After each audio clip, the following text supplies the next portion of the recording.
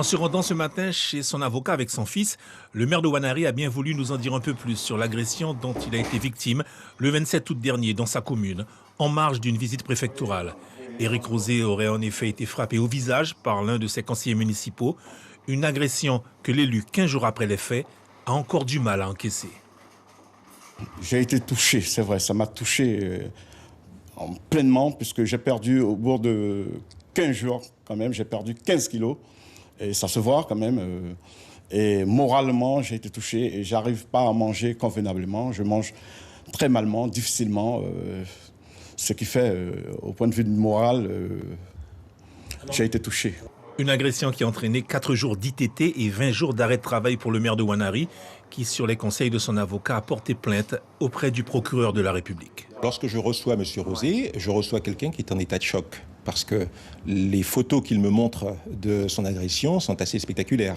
Il y a ce sang qui est sur la chemise, il y a cette hémorragie qui apparaît au niveau de la tempe, donc je comprends tout de suite que nous sommes en présence de quelque chose de relativement grave.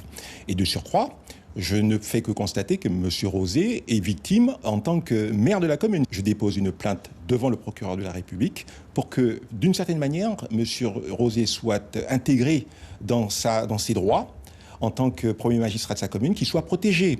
Reste à comprendre les véritables raisons d'une telle agression. Depuis 25 ans, je dirige cette commune, sans aucun problème.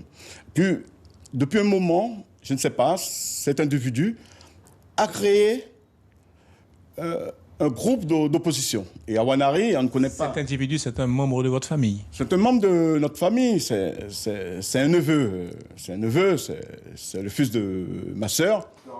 Une agression peu banale sur fond des différends familial et politiques. L'élection municipale en mars 2020 risque d'être mouvementée à Ouanari. Suivez l'info sur Guyana Première, télé, radio et Internet.